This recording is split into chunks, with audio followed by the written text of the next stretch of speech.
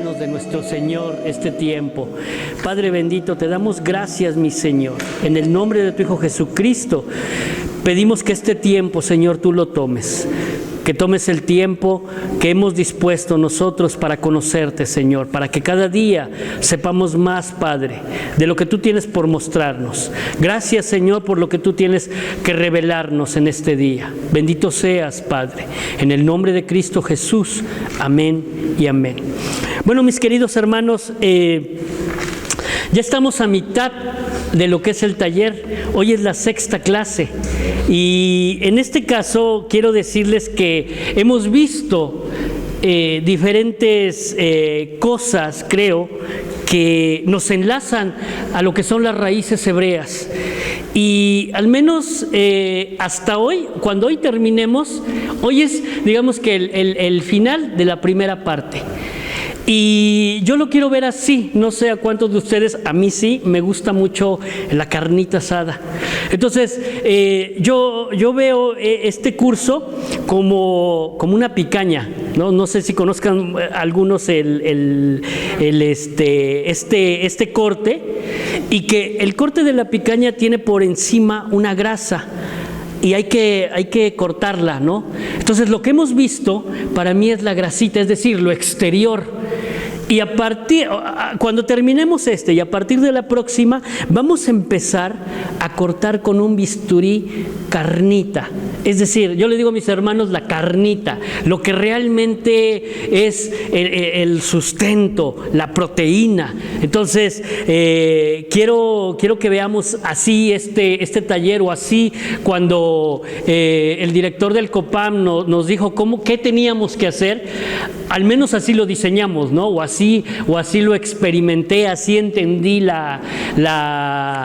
cómo lo teníamos que ver. Y si ustedes se dan cuenta, hemos visto, les digo, la parte exterior, es decir, hasta este momento de lo que me ha tocado ver es qué le ha pasado al pueblo hebreo, al pueblo israelita, al pueblo judío. Pero vamos a adentrarnos a la parte, les digo, a la parte medular, a la parte que es importante, y que muchas cosas de esas son las que se desviaron y la que hoy, en este momento, tiene a los judíos propiamente en ciertos conceptos. Ya el pastor Javier nos hablaba, ¿no?, de las fiestas y cómo podríamos interpretarlas. Entonces, es necesario que nosotros nos hagamos la pregunta: ¿qué son los judíos?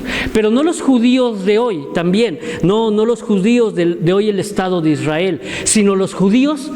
Vamos a irnos en la historia. Ustedes han visto que hemos avanzado también en clases de historia, porque la Biblia también es historia, es geografía, es antropología. Hemos visto que todo eso tiene la Sagrada Escritura. Entonces, vamos a llevarnos a lo que es los judíos, no de este tiempo, les digo, no del Estado de Israel, no hoy los judíos, sino los judíos de aquel tiempo, del tiempo en el cual estaban exiliados. Pero propiamente les digo, primero tendríamos que ver los términos, ¿no? No sé si ustedes sepan qué es un término, qué es un hebreo, qué es un israelita, qué es un judío y qué es un israelí, porque los cuatro aparentemente son lo mismo, pero no es cierto. Cada uno tiene su idea, ¿no? Entonces, normalmente se ponen como sinónimos o se asocian a un significado similar, pero la realidad es que son distintos. Reflejan diferentes periodos, tanto históricos como culturales y obviamente religiosos. Entonces, en la práctica cultural, esto es lo largo de la historia bíblica y la historia postbíblica. Ahorita vamos a ver por qué. Entonces, vamos a ver el primer término, que sería el término que es el hebreo. El hebreo, normalmente la primera mención es en Génesis 14:13. Génesis 14:13 es cuando a Abraham se le fue llamado el hebreo, asociado con Eber, que era un tataranieto de Noé. Entonces, los hebreos son el pueblo semita, descendiente de Sem y de Heber, caracterizado tanto por su ascendencia como por su distinción lingüística y cultural, en un mundo que cada vez era diferente. En el momento, hablemos de los hebreos, era un mundo que cada vez era diferente de lo que Dios quería con su creación. Entonces, por eso Dios escoge a una persona, escoge a Abraham y le dice: sal de tu parentela, sal de tu tierra, porque obviamente tenía un plan perfecto para él. Posterior a él, me voy a ir rápido, pero cuando ya tengamos que analizar, ahí me detengo. Estos son términos, son fundamentos, pero les digo, ya lo tenemos. Inclusive, al ratito, nada más que lleguemos a la casa, les mando un documento que está más extenso, de ahí extraje tanto la el contexto.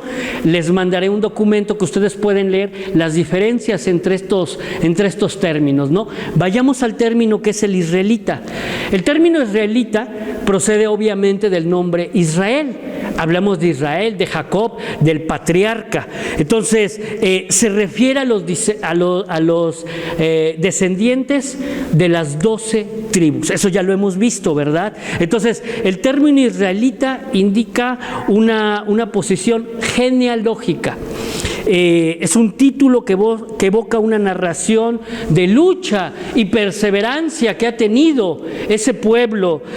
Obviamente también tuvo retos importantes, enfrentamientos culturales y religiosos por alcanzar la tierra prometida que Dios le había dicho a Abraham, a Isaac y a Jacob, ¿verdad? Ok, ahora vayamos con el pueblo judío. ¿Cuál es el pueblo judío? Es el que surge específicamente en el contexto cuando se dividen los reinos. Recordemos que primeramente en el siglo IX el reino del norte fue llevado por los asirios, pero hubo otro pueblo que fue el pueblo de Judá, que viendo lo que había hecho el reino del norte, ellos decían: pues nosotros no lo haremos. Y sin en cambio, lo mismo, dentro de las mismas pecados que hubo, tantos pecados que hubo, el que Dios nunca pudo perdonar fue la idolatría.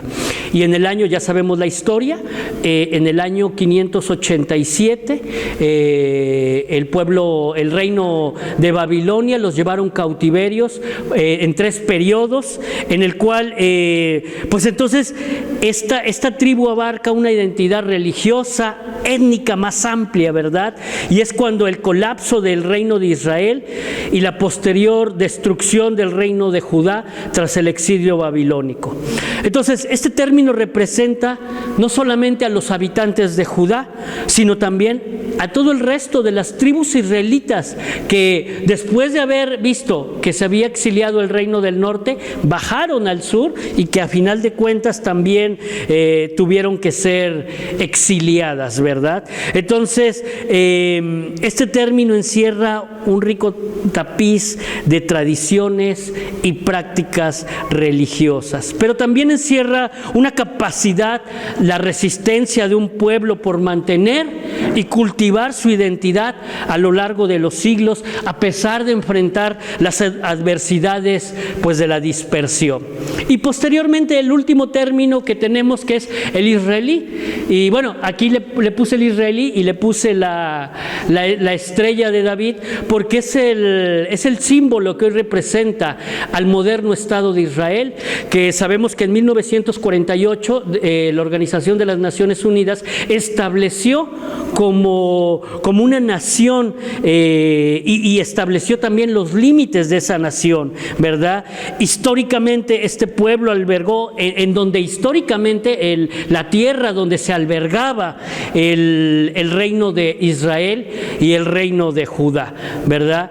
Este término tiene una connotación no tanto religiosa, ya lo decíamos hace rato. Realmente un israelí es político, porque no todos los israelíes son judíos, no todos los israelíes son cristianos, no todos los israelíes son judíos mesiánicos, porque ahí inclusive, recordemos, en medio de ellos están los palestinos, o sea, hay musulmanes, hay de otras razas razas, ¿verdad? Hay beduinos, hay drusos y otras tantas religiones y minorías étnicas. Entonces el Estado de Israel no necesariamente tiene una afiliación religiosa.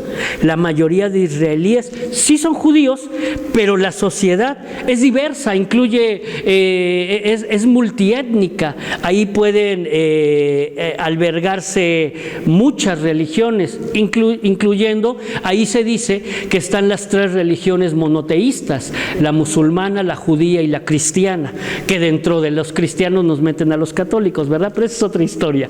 Pero bueno, ahí está, esos son los cuatro términos que debemos de tener bien específicos: que es un hebreo, que es un israelita, que es un judío y que es un israelí. Completamente diferentes, cuatro contextos diferentes, pero que todos evocan a un solo pueblo. Es decir, ¿cómo es que Dios vino trabajando con ellos? Si ustedes se dan cuenta, son cuatro periodos diferentes, pero a final de cuentas Dios tenía un propósito específico. Entonces, vamos a ver un resumen. Si lo veo en una línea del tiempo, aunque aquí no tengo fechas, pero digamos que estamos así: hebreo, israelita, judío e israelí. Entonces, el hebreo sería un pueblo nómada antes de la entrada a la tierra prometida. Ese sería el gentilicio del hebreo. El israelita serían los descendientes de Jacob en tierra prometida hasta la división del reino, porque recordemos que cuando se divide el reino, por eso ven esa línea punteada en el centro, porque hasta ahí tenemos la división del reino, y hasta ahí también, esto es algo importante, de esa línea punteada hacia su derecha encontraremos el primer templo, ¿verdad?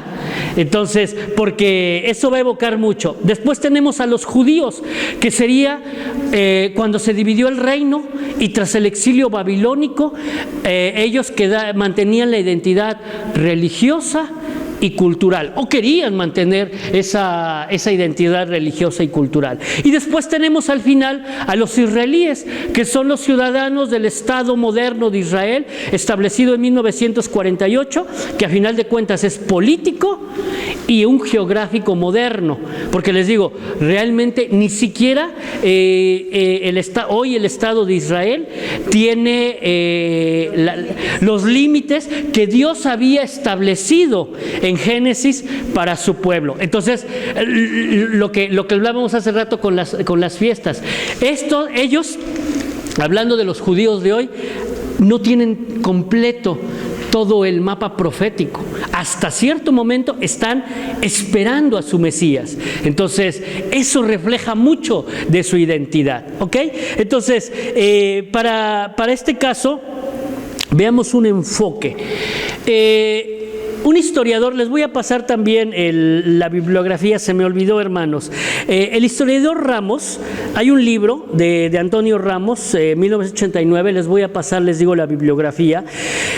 Él nota como el judío, dice, es la religión del pueblo judío y de sus prosélitos. Otro historiador, un historiador bautista, Kenneth, en 1958 dice: el judaísmo salió de la región de Israel y vino a través de legisladores, sacerdotes y profetas, y fue el resultado de siglos de desarrollo. Para un servidor, lo que he leído, no sé si poco o mucho que he leído, ¿qué es un judío? Para mí un judío es un conjunto de creencias, prácticas, costumbres y modo de vida del pueblo judío, desde su origen hasta los tiempos de su establecimiento oficial. Esa descripción para mí la voy a desarrollar en este momento, trae muchos conceptos, de entre los cuales hay cuatro observaciones del enfoque del judaísmo. El primero, decimos que el judaísmo es una fe y una cultura en un modo de vida, es decir, tienen creencias, tienen prácticas y tienen costumbres, como hemos visto, ¿no? El pastor nos ha enseñado muchas cosas de ellas, ¿verdad?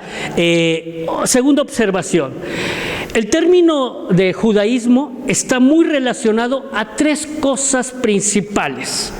Les digo, en este momento, lo que estoy describiendo, lo que estoy desarrollando como término de judaísmo, no es el actual.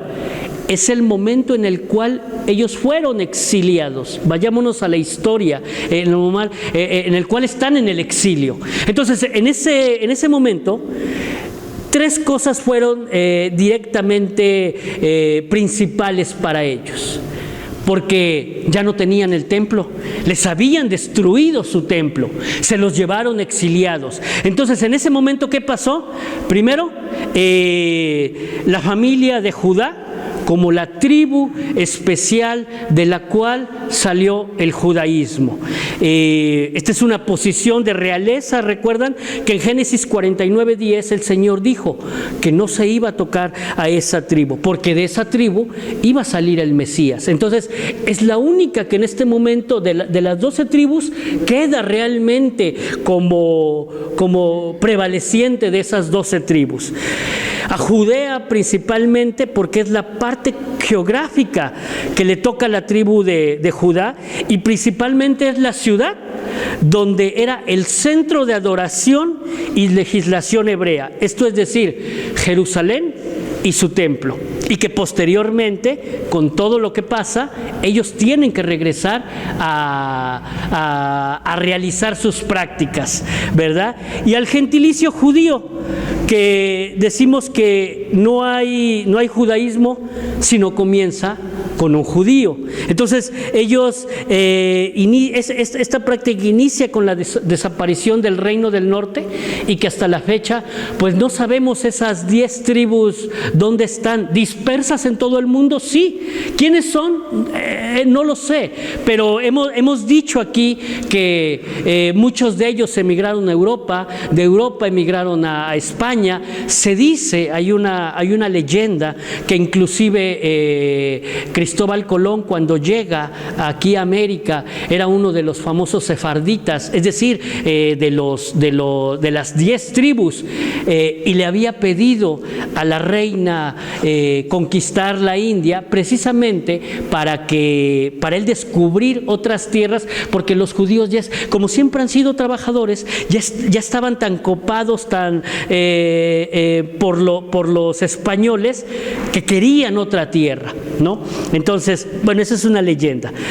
¿Cuál es la tercera observación? La tercera observación es que el judaísmo comienza a tomar cuerpo como religión después de la desaparición del reino del norte. Antes de que ellos se dividieran, pues eran las 12 tribus, eran el reino de Israel, es decir, tanto el norte como el sur eran el reino de Israel. Después de esa división, y ya vimos por qué la división, pues tienen que, como resultado de esa desaparición del reino del norte, tienen que tomar como gentilicio o como término el judaísmo, ¿verdad? Entonces es un punto de referencia decisivo para Judá y para Judea propiamente. Y la cuarta observación es que el judaísmo tiene en cuenta dos grandes periodos: el periodo del primer templo, como lo veíamos en el mapa anterior, y el periodo del segundo templo. El primer templo es tan importante porque debemos de ver que ahí se formó la religión formal y organizada de lo que propiamente iban a ser los judíos. Y en el segundo templo se forma la teología, la teocracia representativa del sacerdote y establecieron lo que hoy sería el judaísmo, ¿verdad? Entonces, en el primer templo podemos ver que es la formación teológica que recibe Israel. Hasta la destrucción del primer templo de los babilónicos, y posterior el segundo templo forma, después de esa dispersión babilónica, la que se forma en su regreso, ¿verdad? En este segundo templo, o en este regreso, es cuando en tiempos de Zorobabel, Nehemías y Esdras hacen el proceso para realizar el segundo templo y que posteriormente en el año 70 después de Cristo, Dios, porque ya lo profetizó, que iba a ser destruido por los romanos. Entonces, podemos ver que el periodo del judaísmo lo podemos dividir en 6 periodos. Primero, la cuna del judaísmo, que podría ser el momento antes del exilio de Cristo, el periodo de Esdras, cuando ellos comienzan con el regreso, el periodo extrabíblico posterior cuando se cierra el Antiguo Testamento con Malaquías y empieza el periodo del silencio, que aquí también ya lo vimos, que era el periodo intertestamentario. Después viene el periodo macabeo, que es el periodo revuelta.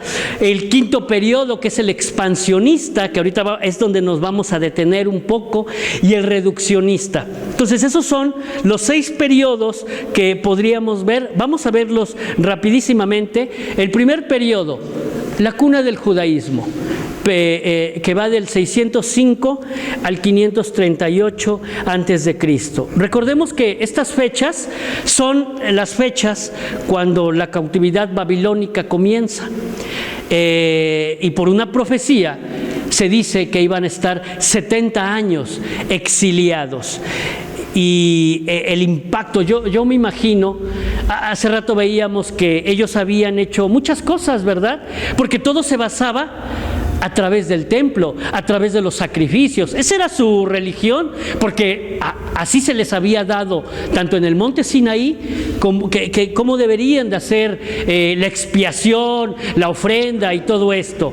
Imagínense ustedes cuando a los judíos se les exilia, se les lleva a Babilonia, y así para mí, o sea, porque yo me he puesto y me he imaginado que el impacto tan fuerte, porque esa vida, la vida del templo, era toda su vida. Ellos tenían que permanecer, o todo giraba alrededor de su templo, ¿verdad? Entonces, la teología que ellos tenían del pueblo de Dios, imagínense estar en un lugar donde no tenían templo, donde no podían adorar, donde no podían sacrificar, e inclusive muchas veces no podían leer la palabra, porque hubo un momento, si recordamos Daniel, el libro de Daniel, hubo un momento en que ni siquiera podían orar. Entonces, sobrevivir en esas condiciones adversas, sin templo, sin sacerdocio, yo creo que ha de haber sido muy difícil, ¿verdad? Entonces, el cautiverio para ellos fue muy difícil, y por lo cual, entonces, ellos tuvo que surgir 3 cosas. En ese momento del exilio surgieron 3 cosas y que le dieron continuidad a esa religión. Primeramente, ¿qué es lo que surgió? Surgió el rabino. Sustituyendo la función sacerdotal o de los levitas, ellos tuvieron que surgir a una persona, a un personaje, y el cual es los rabinos, ¿verdad? El rabino sustituía la función sacerdotal del levita para instruir al pueblo del Señor. Posteriormente a eso también surgen las sinagogas, que no eran los templos como hoy los conocemos, sino eran casas de oración, casas donde ellos se encontraban y empezaban a estudiar la palabra del Señor.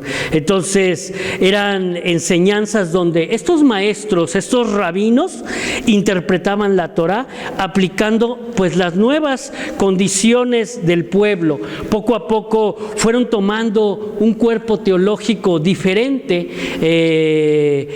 Al principio estos maestros pues venían, lo que eran los sacerdotes o los levitas antes del exilio, venían propiamente de la tribu sacerdotal, pero hoy que ya no tenían esa tribu sacerdotal, ¿de dónde venían? Pues los sacaban de algún lugar e iban enseñando y educando al pueblo entre las diferentes clases sociales. Y otro punto importante que también pudo mantener su religión o sus creencias fue el Shabbat. En este exilio comienza lo que hoy podríamos decir su celebración que ellos comienzan a hacer, que la comienzan a hacer en el hogar de cada familia judía para salvarles principalmente de la asimilación a la cual fueron sometidas tanto en Babilonia como el resto del mundo después. Entonces, ¿qué quiero decir con esto?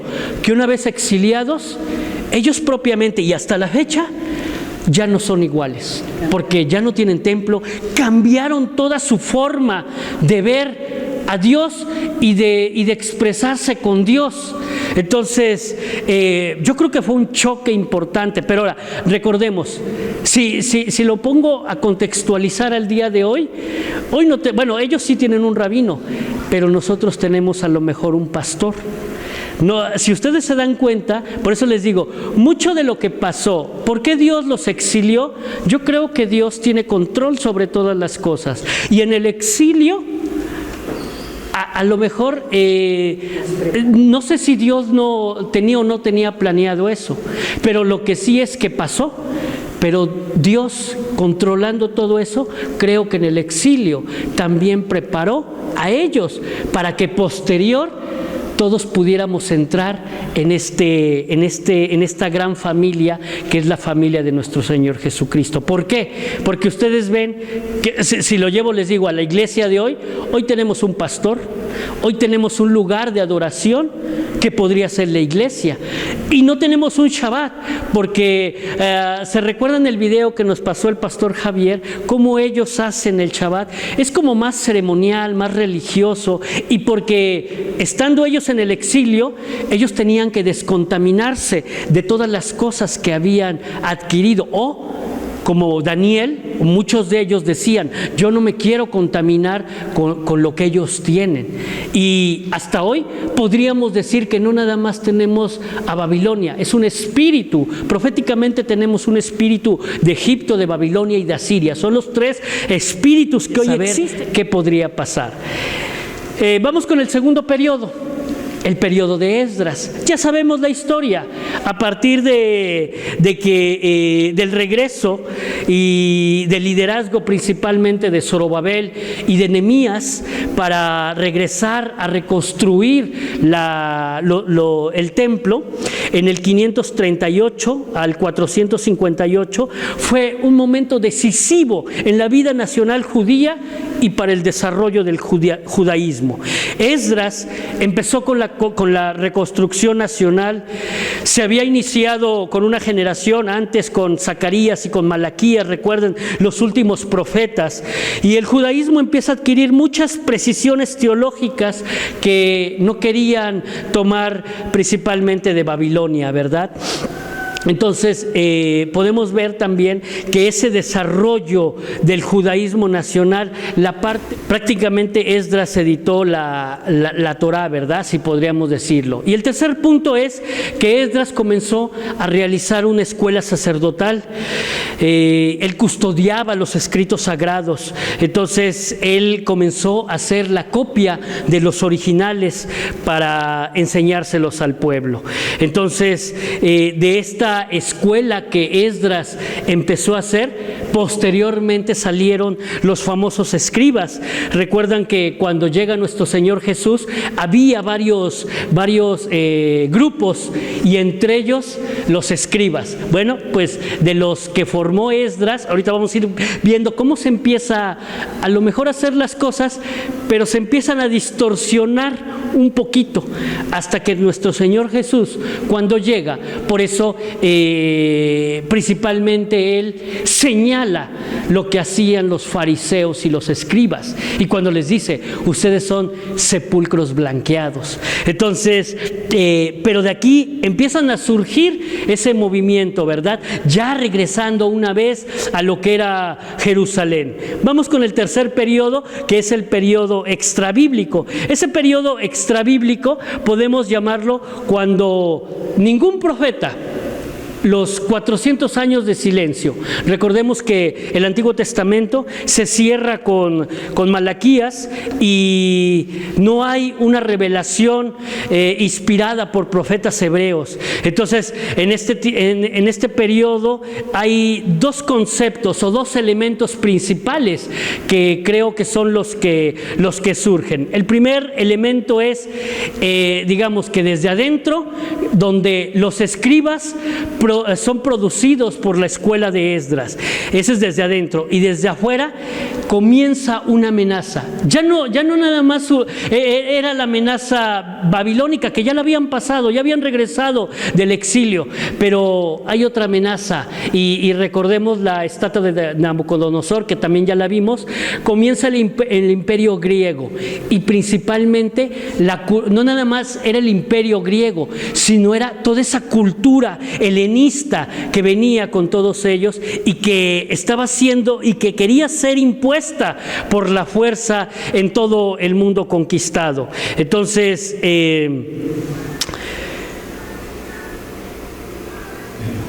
tercer punto es cuando comienzan a la producción de volúmenes interpretados, aplicaciones específicas de la Torá a la vida del pueblo, y se le llama Targumín. Este Targumín no es más que interpretaciones que se establecieron de manera oral. Recordemos que los judíos, ellos lo que seguían mucho era la tradición oral.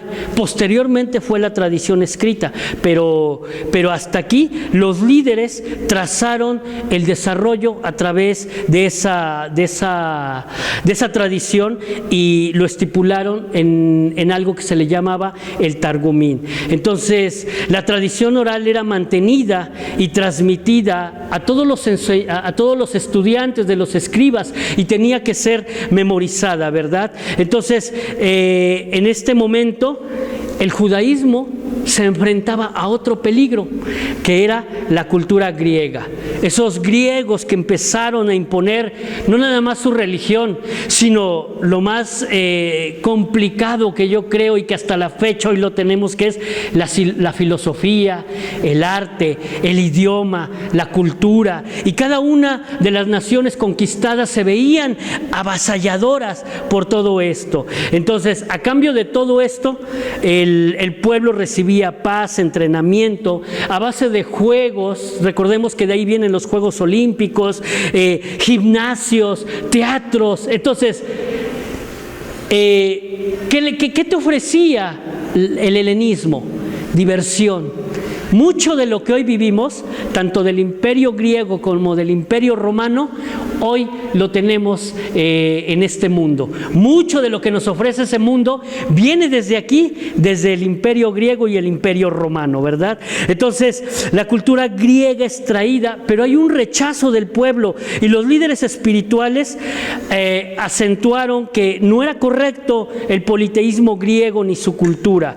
Pero entonces la labor de enseñanza de la escuela de Esdras fue la que desarrolló, y entonces desarrollaron grandes liderazgos para que no surgiera este helenismo y no se asimilaran estas costumbres griegas y principalmente helenistas, ¿verdad? Vamos por el cuarto periodo, que es el periodo macabeo.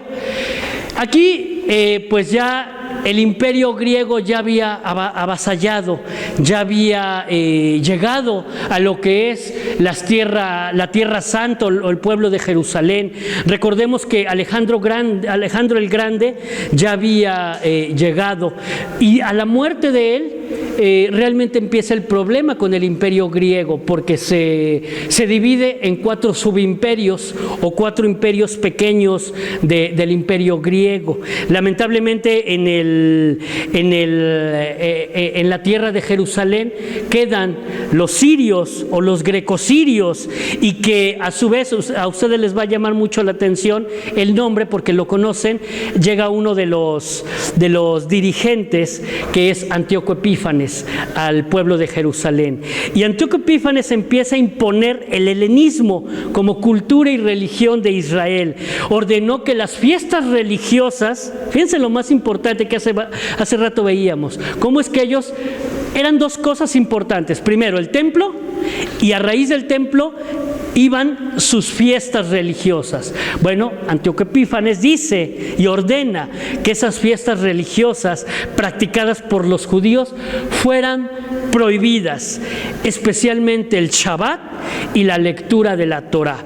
Entonces, comienza obviamente la revuelta, comienza un periodo difícil para los judíos, y Flavio Josefo, uno de los grandes historiadores hebreos, nos recuerda que ellos persistieron en el judaísmo, y muchos, el libro de Flavio Josefo, La guerra de los judíos, así se llama, editorial CLIE del 2013, nos dice que muchos de ellos fueron mutilados, estrangulados, e inclusive los judíos que decían que no querían helenizarse, sus hijos fueron colgados a su cuello. Entonces ya venía otra situación complicada para los judíos. Esto provocó que hubiera una oposición tan grande, y entonces hubo una guerra militar entre judíos y sirios. Conocemos la historia, por eso se llama el periodo de los macabeos, y les decía hace no mucho que nosotros no lo tenemos en nuestras Biblias, que es uno de dos libros que no son canonizados, que se dicen apócrifos, pero las Biblias católicas sí los tienen, Macabeos 1 y Macabeos 2. Pudiéramos leerlos si ustedes tienen sentidos circundados, porque a veces les digo, no podemos comernos todo lo que leemos, solamente la palabra bendita de Dios es la inspirada, es la que es perfecta. Pero Macabeos 1 y Macabeos 2 podríamos leer que es la que nos da la historia de toda esta revuelta. Eso sí, nos va definiendo qué pasó en este periodo, ¿verdad? Para aquellos que quieran leer un poquito más. Entonces, en esta batalla se forman dos partidos. A raíz de esta batalla se forman dos partidos. Entonces vayamos viendo cómo lo que se le va imponiendo a los judíos va comenzando a distorsionar lo que ellos tenían. Y aquí comienza, a partir de aquí, comienza a distorsionarse muchas cosas. Y no es justificante lo que voy a decir, pero creo, y a veces puedo entender, les digo, cuando leemos y empiezas a contextualizarte o empiezas a adentrarte en la historia, a veces puede uno decir, yo no sé qué hubiera hecho si hubiera sido en ese momento, hubiera estado en ese momento, porque a lo mejor por eso precisamente los judíos no aceptaron a nuestro Señor, porque obviamente todo lo que les pasó, imagínense ustedes, primero un exilio. Muchos de ellos no regresaron. Daniel no regresó. Entonces, después llega una figura como Antíoco Epífanes y les empieza a decir que se tienen que helenizar forzosamente y no les permite hacer sus tradiciones como el Shabbat ni como leer la Torá. Entonces, yo creo que a final de cuentas, como carne, como humanos, nos tiene que afectar. Por eso les digo, no es justificante, pero creo que por eso ellos comenzaron a endurecer su corazón, que así lo dijo nuestro Señor Jesús. Pero vuelvo al mismo tema, nuestro Señor tiene un plan perfecto y creo fervientemente que nuestro Señor precisamente todo esto estaba en el plan perfecto de Dios. Pero esto fue a raíz de que ellos siguieron con su pecado, de que ellos siguieron con la idolatría. Siempre he dicho que la consecuencia de nuestros actos va a tener un efecto y a veces tenemos que asumir esa consecuencia de nuestros actos. En este caso, los judíos tuvieron que asumir ciertas consecuencias. Dios perdonó o ha perdonado, aunque ellos no lo han aceptado, porque Dios ya les perdonó, pero no lo han aceptado. Perdonó el pecado de la idolatría. Es más, nuestro Señor Jesús no vino por nosotros. Nuestro Señor Jesús vino a su pueblo, pero su pueblo no lo reconoció. Entonces, Él venía a perdonarlos. Lamentablemente, les digo, todo lo que pasó endureció su corazón. Entonces, creo fervientemente que Dios tiene un plan perfecto y que precisamente por eso es que pasó todo lo que estamos estudiando. Entonces, les digo, a raíz de esta revuelta hay dos partidos políticos, los Hashidim y los Macabeos. Los Macabeos. Y había otro grupo que eran los Sadikim, que ellos eran principalmente la influencia religiosa y ética, los que estructuraban el orden del judaísmo, y que de ahí venían los escribas. Ellos seguían con esta idea, ¿verdad? En el año 135 antes de Cristo se forman los dos partidos, los fariseos y los seduceos. Recordemos que ya en el Nuevo Testamento estos dos partidos son nombrados, ¿verdad? Los Hashidim dan origen a lo que son los fariseos, y los extremistas, los macabeos, amantes de todas las cosas del templo y que habían purificado el templo. Y también surgen, les digo, el grupo de los saduceos, que desarrollaron una teología un poquito más liberal, desconociendo mucha de la tradición oral que Esdras había recopilado, y que ellos solamente se iban por los escritos de lo que era la Torá o la ley de Moisés. Solamente reconocían la Torá, mientras que los fariseos, ellos se apegaban más a ese grupo ortodoxo de los ancianos y de la tradición oral de Esdras, ¿verdad? Entonces, estos saduceos, les digo, desarrollaron una teología más liberal. La victoria de los macabeos crea también un ministerio de justicia, la cual la llamaron el tribunal jasmoneo, o lo que después se llamaría en el Nuevo Testamento el Sanedrín. Entonces empiezan a ver cómo a partir de aquí comienza a formarse lo que en el Nuevo Testamento Jesús llega a encontrar en lo que es la religión judía, ¿verdad? Vamos por el quinto periodo, el expansionista. En el expansionista podemos ver que en el año 70 al 6 aproximadamente antes de Cristo, ya casi estamos llegando, si ustedes se dan cuenta, a la era en la cual partió la historia completamente, en antes y después de nuestro Señor Jesús. En ese periodo hay dos grandes líderes que surgieron, polarizando prácticamente el partido fariseo. ¿Quiénes son ellos? Gilel y Shammai.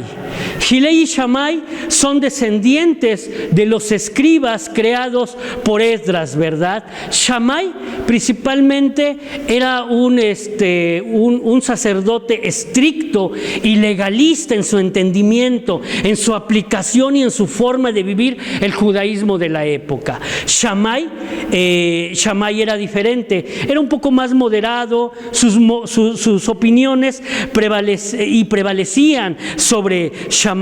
Entonces, se dan cuenta cómo ahora ya no nada más teníamos partidos, porque ya no eran partidos religiosos, ya eran partidos políticos. Ya teníamos a los fariseos, a los saduceos, ya teníamos el Sanedrín, y ahora dentro de la teología ya había otra vez dos corrientes, la de Gilel y la de Shammai, y que una iba contraria a la otra, ¿verdad? Estos dos rabinos establecieron una apertura dentro del partido fariseo, que a final de cuentas no fue heterogéneo, fue heterogéneo, no homogenizaron, empezaron a convertir a las escuelas en pluralistas, y entonces ya empezaban a haber varias ramas en las cuales todas esas ramas estuvieron presentes cuando nuestro Señor Jesús llega con ellos, ¿verdad? Los fariseos con sus escuelas por un lado, los saduceos con sus escuelas por otro lado, fueron estableciendo el judaísmo, que hasta ese momento era muy heterogéneo. Y hasta este momento, hermanos, no sé si les suena algo conocido. Hasta este momento, que todavía no llega nuestro Señor Jesús, Me adelanto a la historia y lo que decía mi hermanita, pareciera que hoy lo tenemos. Yo no sé ustedes, pero al menos yo lo veo así. La misma iglesia evangélica, nosotros no nos podemos poner de acuerdo. Tenemos tantas denominaciones, tenemos tantas doctrinas, tenemos tantas teologías que no nos podemos poner de acuerdo.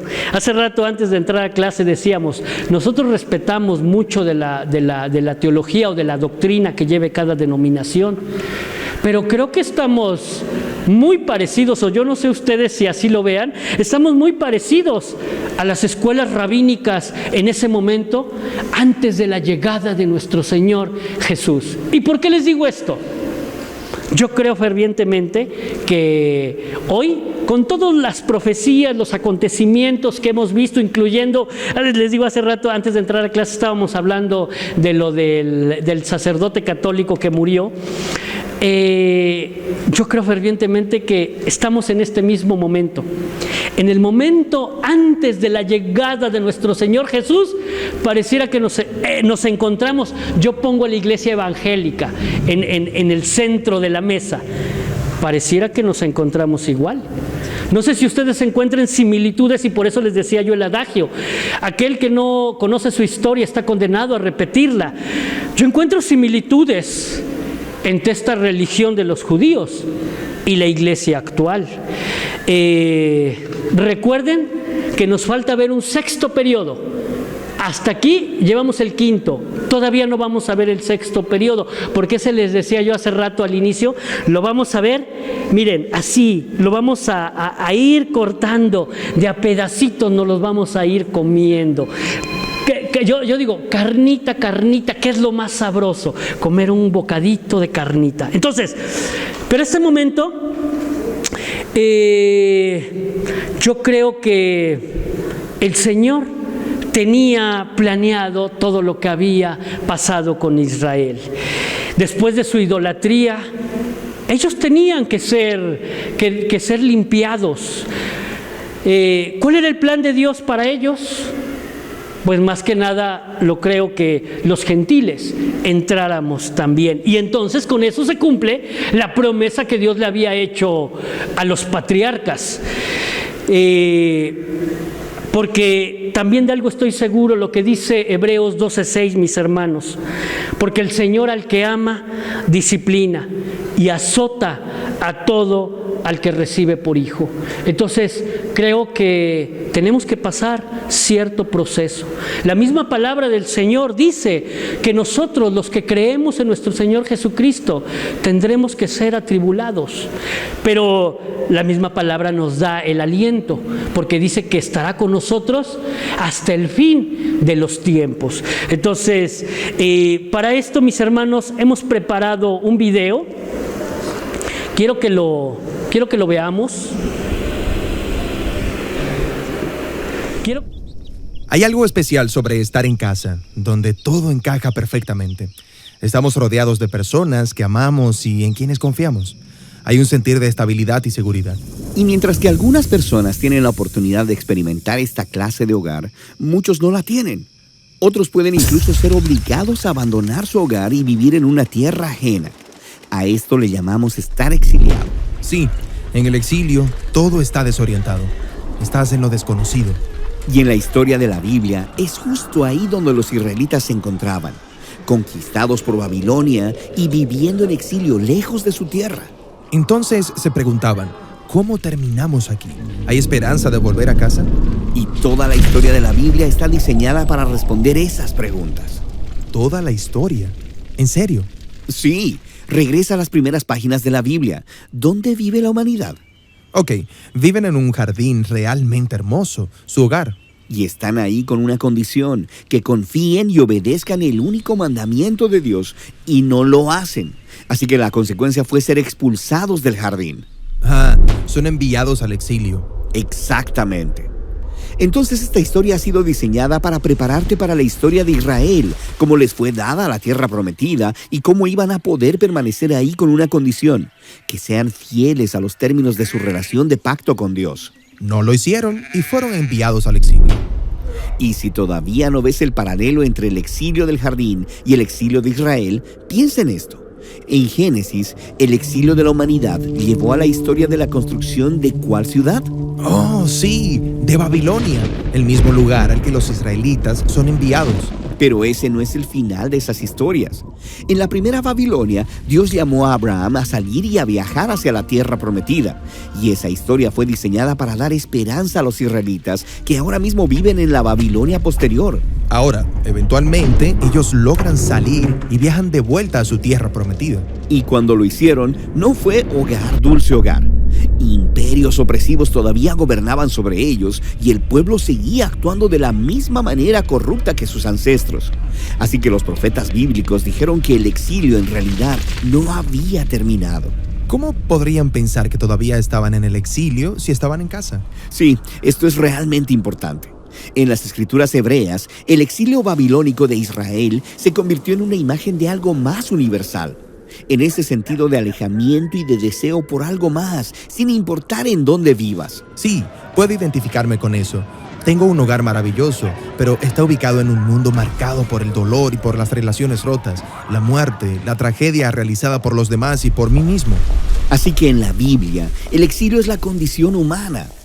Todos seguimos repitiendo este patrón de corrupción humana que nos lleva a una Babilonia de la que no podemos escapar. Y no importa dónde vivas, todos deseamos un hogar mejor. Las escrituras israelitas tienen la esperanza de que un día Dios enviará un rey que rescatará el mundo de toda la Babilonia que ha sido creada. Y después de muchas generaciones, conocemos el nombre de este israelita, Jesús de Nazaret. Él vagó por ahí sin hogar, anunciando la gran restauración, ese hogar que Israel y toda la humanidad han estado buscando. Sí, a Jesús realmente le importaban las personas que no tenían hogar. Él recibió al extranjero. Él dijo, el amor de Dios se revela cuando invitas al rechazado y haces fiesta para personas que no tienen un lugar al cual pertenecer. Jesús también decía que Israel y toda la humanidad habían perdido su camino, que nuestro egoísmo nos lleva a crear falsos hogares basados en el estatus y el poder, y estos inevitablemente excluyen a los demás. Todos vivimos en un exilio que nosotros mismos creamos, pero Jesús dijo, el verdadero camino a casa es uno de debilidad, de servicio y de perdón. Y luego Jesús se fue al exilio junto con nosotros para mostrarnos el verdadero camino a casa. ¿Y ese cuál es? Bueno, Jesús dijo que Él es el camino. Su vida y amor sacrificial resultaron más poderosos que el fracaso de la humanidad. Él abrió un camino para llegar a nuestro verdadero hogar. Y conforme los seguidores de Jesús se comprometieron con Él, descubrieron una nueva manera de ser humanos. Ellos creyeron que el verdadero regreso del exilio ya había comenzado. Y así se llamaban a sí mismos extranjeros y peregrinos. Oh, sí. Ellos dirían cosas como, el mundo no es nuestro hogar y somos ciudadanos del cielo. Así que los seguidores de Jesús continúan como exiliados mientras esperan el día en que Jesús regrese para transformar este mundo en un verdadero hogar.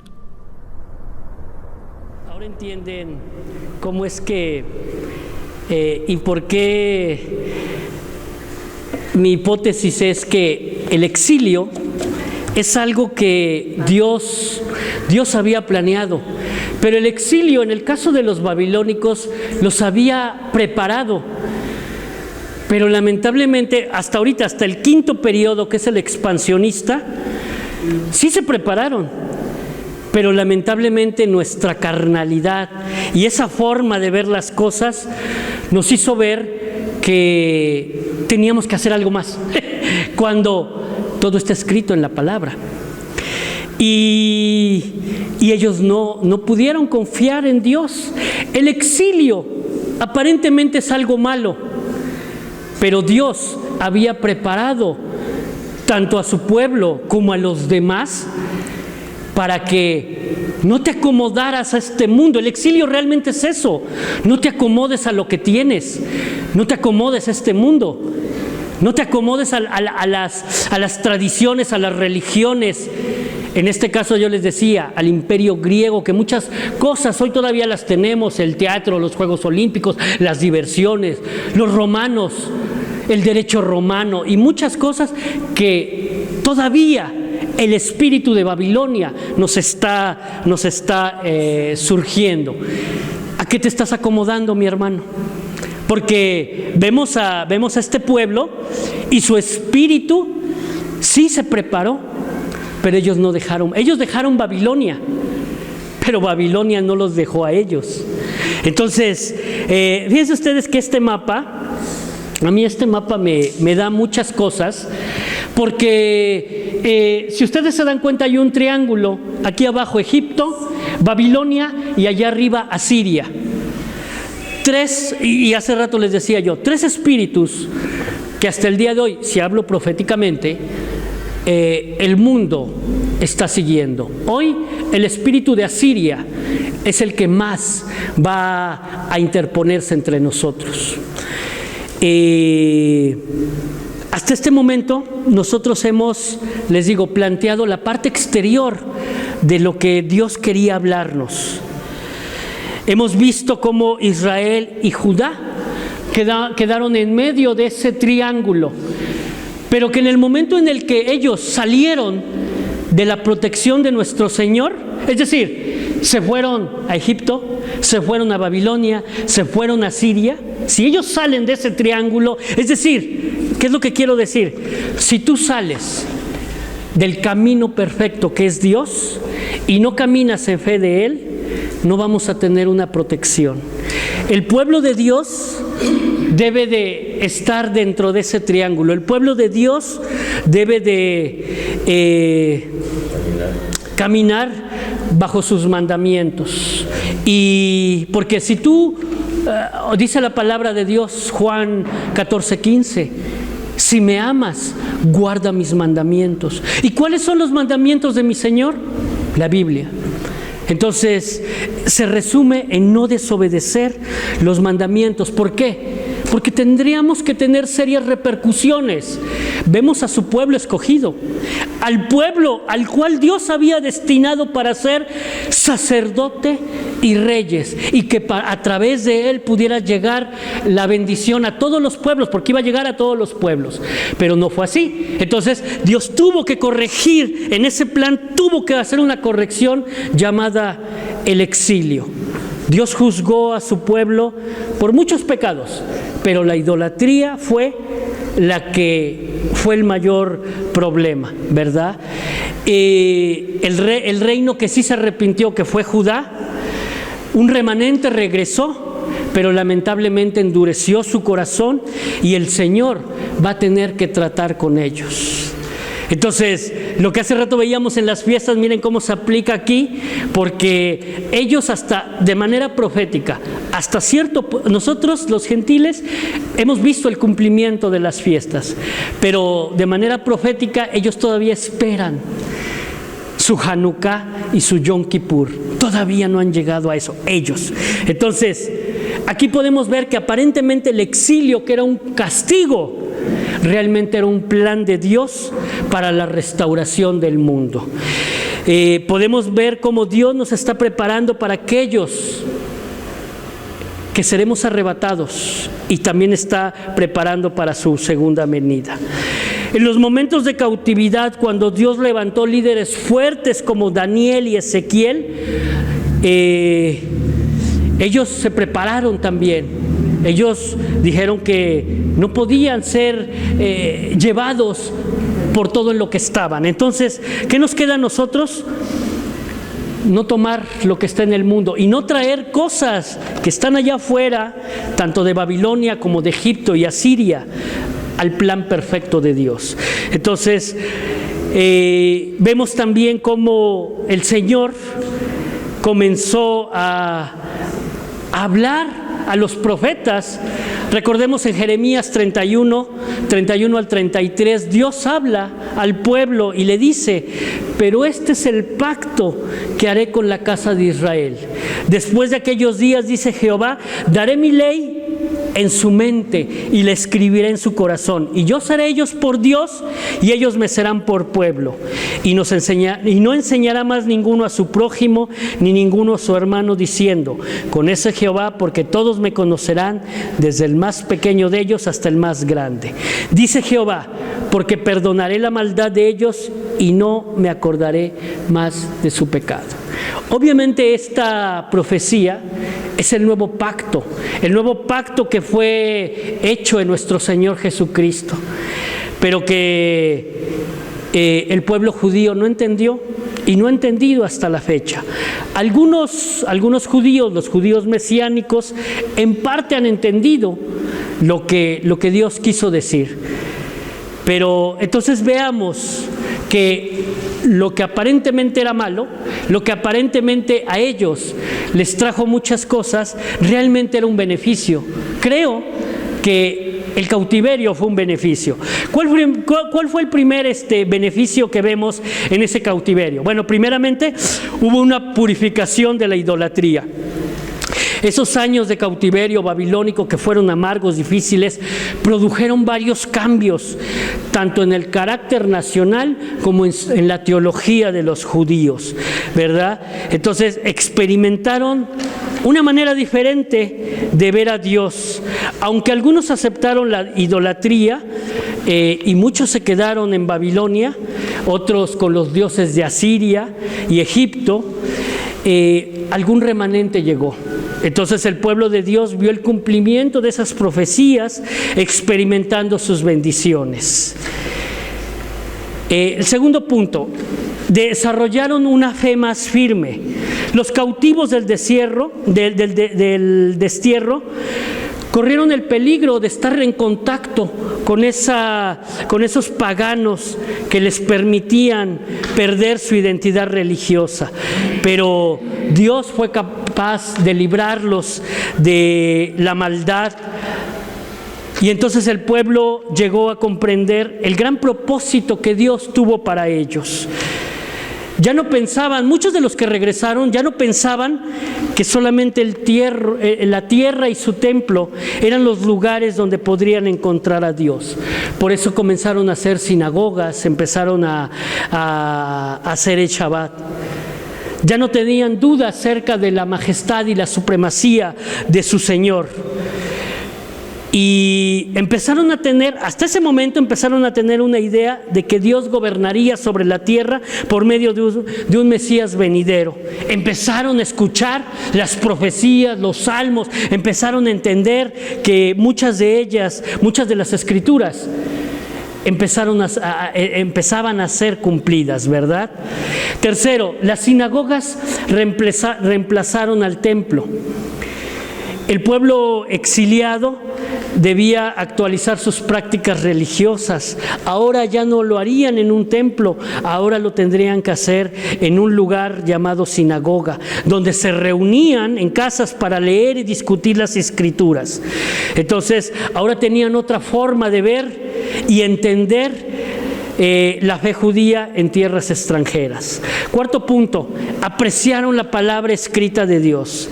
Ahora, si antes la Torá tenía un prestigio y una autoridad, ahora reconocían y apreciaban que era el documento fundamental para la vida del pueblo judío. Empezaron a ver los libros proféticos, cómo revisaban que a la luz de las escrituras podrían ser realmente cumplidos. Los salmos también comenzaron a leerlos con ojos exílicos y con ojos de profecía. Entonces, finalmente, el último punto, tuvieron una mejor idea de Dios. Ellos habían sido desterrados y pensaban que su tierra y su templo ya no eran el único lugar donde podrían encontrar a Dios. Su concepto de Dios se amplió. Comenzaron a aceptar el mensaje de Dios y la de un Mesías venidero. Jeremías y Ezequiel profetizaron el nuevo pacto en el cual el individuo podría conocer personalmente a Dios.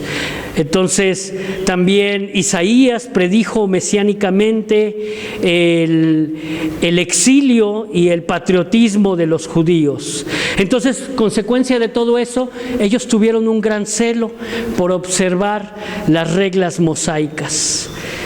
¿Y qué ¿Qué podemos concluir con esto, mis queridos hermanos? Esta reseña histórica que hemos visto, y que a partir de este momento ya no vamos a tomar esa parte del exilio ni de los patriarcas. Eso ya creo que con esto cerramos otra vez ese capítulo. Vamos a adentrarnos, les digo, a las partes finas de lo que es el judaísmo, y demuestra principalmente la fidelidad que nuestro Señor o Jehová de los ejércitos tuvo con su pueblo.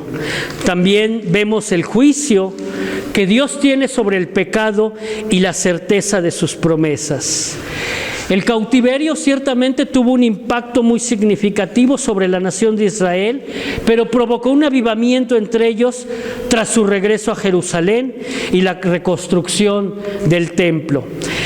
Los relatos de Esdras y Nehemías nos dicen que retornarían nuevamente al Dios que los había liberado de sus enemigos.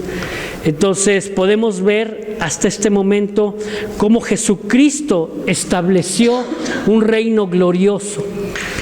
Lamentablemente, les digo, hasta este momento, hasta el quinto periodo, porque no hemos visto el sexto, hay ciertas condiciones que Dios encuentra en ese momento, nuestro Señor Jesús, y que eso es lo que vamos a ver en la siguiente clase. Hasta ese momento encuentra, y es cuando empieza a refutarles. Muchas de las cosas y de las tradiciones que ellos llevaban no eran las correctas, ya no eran. Y lo que aquí me queda para reflexionar, mis hermanos, y se las pongo en la mesa: si los judíos endurecieron su corazón, ¿acaso nosotros a veces hacemos lo mismo? Porque nos justificamos con ciertas cosas o ciertas actitudes. ¿No podremos estar haciendo nosotros la misma idea que los judíos? Si los judíos rechazaron la palabra de Dios, nosotros a veces tergiversamos esa misma palabra de Dios, creyendo doctrinas. Y dice Pablo en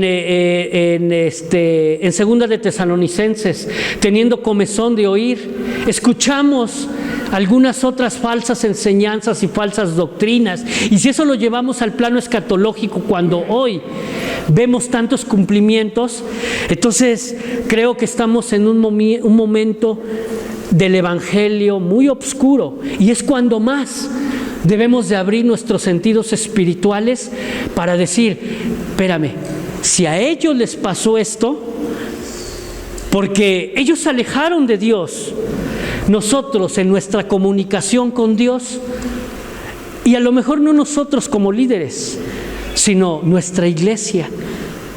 ¿Cómo está nuestra iglesia? ¿Cómo se está comunicando con nuestro Señor? ¿Realmente hay una relación perfecta con nuestro Señor? ¿O qué es lo que ellos tienen? Si ellos fueron llevados al cautiverio, nosotros podríamos también llegar a ese momento. Entonces yo creo que son preguntas de reflexión que nosotros podemos llevarnos, y les digo, ver la historia de lo que le pasó a ellos, y que estamos en un momento crucial. Yo creo que estamos en un momento tan crucial, tan peligroso, como Pablo dijo en sus cartas paulinas: son tiempos peligrosos, y en esos tiempos peligrosos habría ciertas características de los hombres.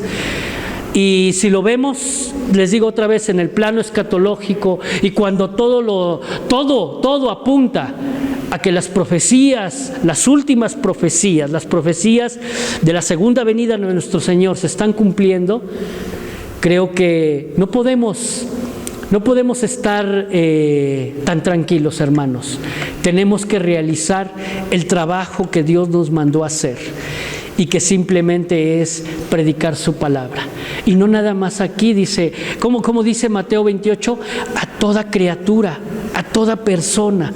Y que hoy más que nunca, cuando vemos que les digo, el evangelio es oscuro, debemos de hacer esto. ¿Cómo podemos nosotros afrontar esta nueva etapa que creo que está por iniciar en la iglesia y el cuerpo de Cristo? Bendiciones, mis amados hermanos.